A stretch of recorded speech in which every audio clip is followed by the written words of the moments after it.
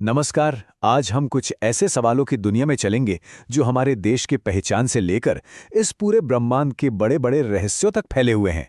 तो चलिए ज्ञान के इस मजेदार सफर पर निकलते हैं। अच्छा, तो सबसे पहला सवाल।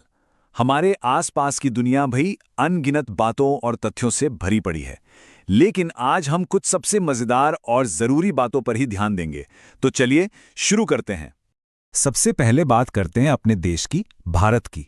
आखिर वो कौन सी चीजें हैं, कौन से प्रतीक हैं जो हमें एक भारतीय होने का एहसास दिलाते हैं?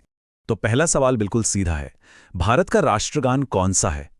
ये वो धुन है, वो गीत है जो हम सबको एक साथ जोड़ देता है।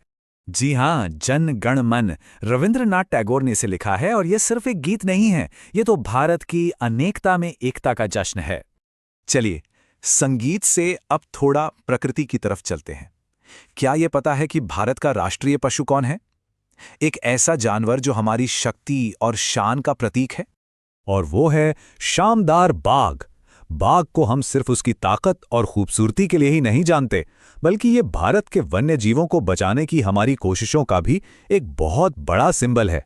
अच्छा, जानवरों से अब आते हैं भूगोल पर। हर देश का एक दिल होता है, एक सेंटर। तो भारत का दिल यानी हमारी राजधानी कौन सी है? नई दिल्ली। और ये सिर्फ एक शहर नहीं है, ये भारत की राजनीति का, प्रशासन का केंद्र है। यहीं से देश के बड़े बड़े फैसले लिए जाते हैं। और जब भारत की मशहूर जगहों की बात हो तो भाई ताजमहल को कैसे भूला जा सकता है? आगरा में मौजूद प्यार की ये निशानी दुनिया भर के लोगों को अपनी ओर खींचती है। लेकिन देखिए, कोई भी देश सिर्फ इमारतों या प्रतीकों से नहीं बनता। उसे असली आकार देते हैं वहां के लीडर्स और उनके जबरदस्त विचार। तो चलिए भारत के कुछ महान नेताओं और उनके विचारों को जानते हैं। एक नारा जिसने आजादी की लड़ाई में जैसे आग ही लगा दी थी, करो या मरो।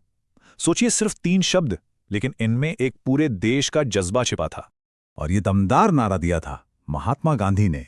इन शब्दों से उन्होंने देश के लोगों को आजादी के लिए आखिरी लड़ाई लड़ने की हिम्मत दी।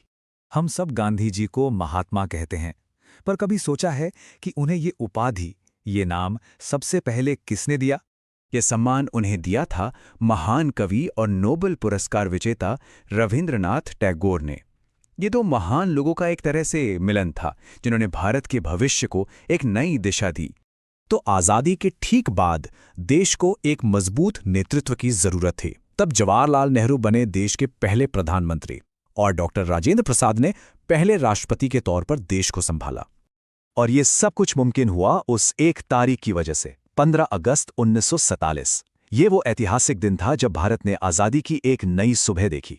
तो भारत की कहानी के बाद अब थोड़ा दायरा बढ़ाते हैं। चलिए अपनी इस खूबसूरत धरती यानी पृथ्वी के कुछ अजूबों पर एक नजर डालते हैं। हमारी पृथ्वी वाकई कमाल की है। सोचिए, दुनिया का सबसे बड़ा महाद्वीप है एशिया, सबसे लंबी नदी है नील नदी, प्रकृति की सबसे कठोर चीज है हीरा, और वो देश जहां सूरज सबसे पहले निकलता है वो है न्यूजीलैंड। ये सारी बातें हमें याद दिलाती हैं कि हमारी दुनिया कितनी बड़ी और कितनी विविध है। अगर वापस भारत की बात करें तो यहां भी बड़ी दिलचस्प तुलनाएं हैं। जैसे एरिया के हिसाब से राजस्थान सबसे बड़ा राज्य है, पर जब सबसे लंबी समुद्री सीमा की बात आती है तो गुजरात सबसे आगे है। इससे पता चलता है कि सबसे बड़ा होने के भी कई मतलब हो सकते हैं। और ये रहा प्रकृति का एक और जादू। हम सब ने पीपल का पेड़ तो देखा ही है ना? पर क्या ये पता था कि ये उन पेड़ों में से है जो सबसे ज्यादा ऑक्सीजन पैदा करते हैं? मतलब ये हमें सांस लेने के लिए साफ हवा देता है। तो चलिए अब अपने आखिरी सेक्शन में एक लंबी छलांग लगाते हैं, अपनी पृथ्वी से निकलकर सौरमंडल के रहस्यों में, और फिर वहां से लौटकर इंसानी दिमाग के एक ऐसे आविष्कार पर जिसने दुनिया ही बदल दी।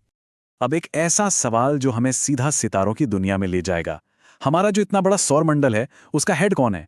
वो कौन है जो सभी ग्रहों को अपनी अपनी जगह पर टिकाए रखता है? इसका जवाब है सूरज, हमारे सौर मंडल का धधकता हुआ दिल। और इसी सौर परिवार का जो सबसे बड़ा सदस्य है वो है बृहस्पति, एक गैस का विशाल गोला। तो ब्रह्मांड की विशालता से अब आते हैं इंसानी दिमाग की ताकत पर। एक ऐसा आविष्कार जिसने दूरियों को ही खत्म कर दिया। जी हाँ, टेलीफोन, जिसे बनाया था अलेक्जेंडर ग्राहम बेल ने। इसने तो जैसे हमारी दुनिया से बात करने का तरीका ही हमेशा के लिए बदल दिया। तो आज हमने भारत की पहचान से लेकर ब्रह्मांड के कोनों तक एक छोटा सा चक्कर लगाया, और ये सफर हमें एक बहुत बड़े सवाल पर लाकर छोड़ देता है। ज्ञान के इस अंतहीन समंदर में इंसान की अगली बड़ी खोज क्या होगी? इसका जवाब तो भविष्य